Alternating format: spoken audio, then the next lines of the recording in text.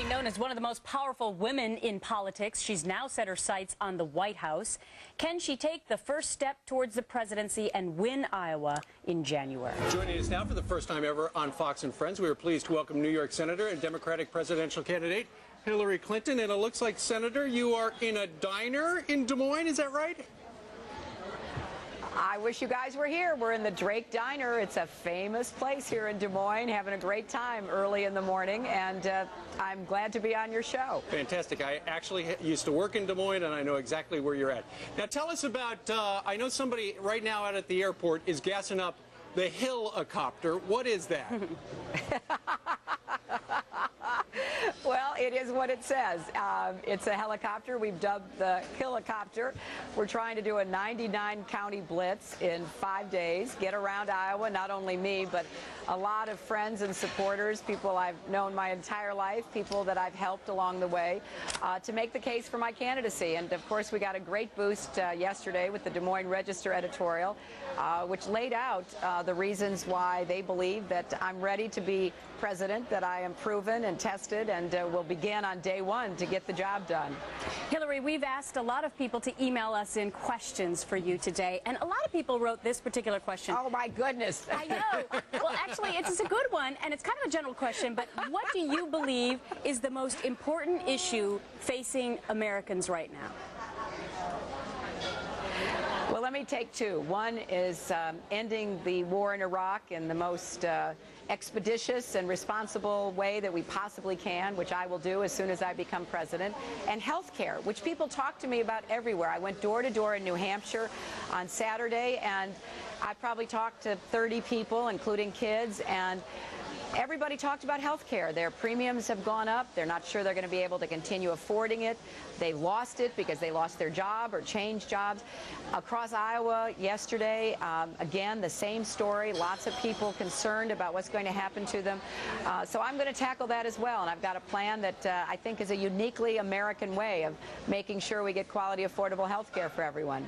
You know, something else, Senator, that people are really worried about is the global war on terror. How would you fight the war on terror? Well, I take it very seriously because obviously as a senator from New York, you all know that we lived through that horrific attack on 9/11.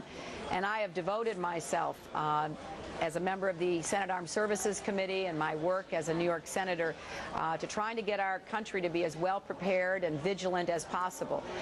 We've made progress, but we have a long way to go. We still haven't done everything we need to do here at home to keep our country safe. And I will attack that issue first thing. And I will put competent, qualified people in a lot of these positions. I mean, you know, we have a Federal Emergency Management Agency that we know was a national disgrace, and that's because we haven't seen quality people who are competent to get the job done, and we need to do that again.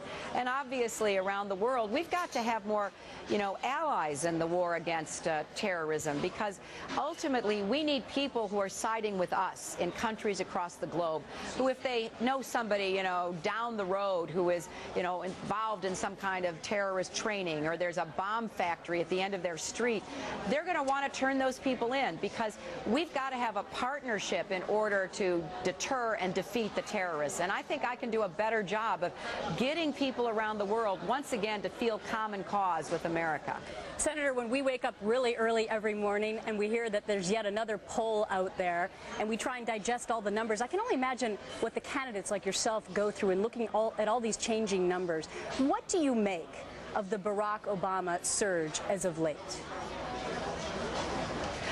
You know, Gretchen, I really don't pay a lot of attention to that. Maybe it's because I don't have to get up, before the crack of dawn every morning and talk about it.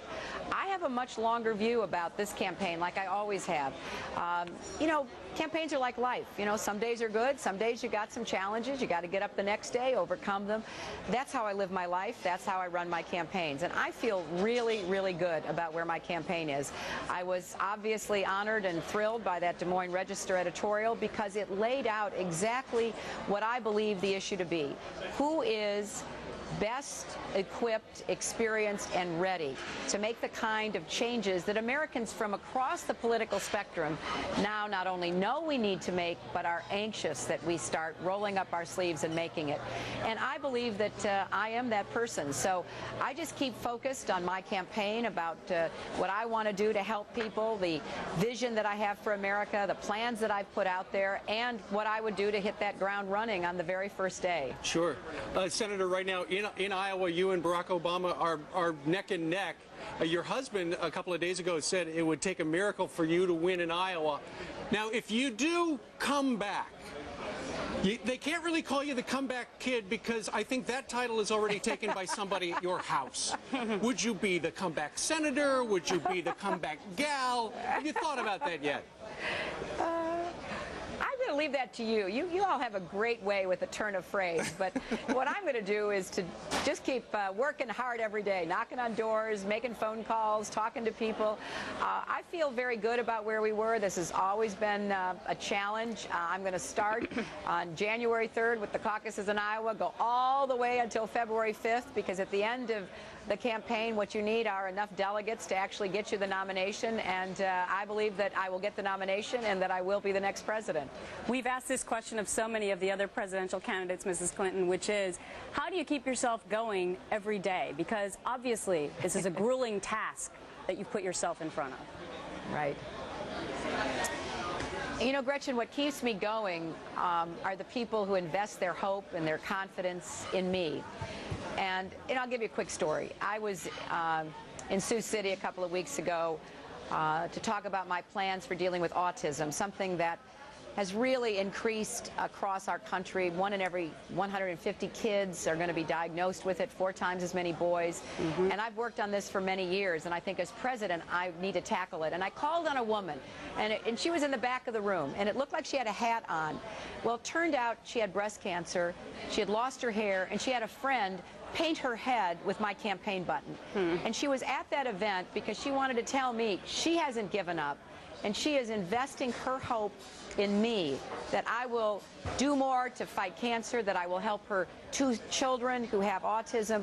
That's what keeps me going. You know, I don't see this as a kind of horse race, who's up, who's down. I see this through the prism of my 35 years of experience. What matters to me at the end of the day is, have I done something to help somebody else? That's how I judge myself, and that's what I'm going to keep score by. That's how I'm going to try to be the kind of president that Americans will know gets up every day and worries and thinks about you. All right.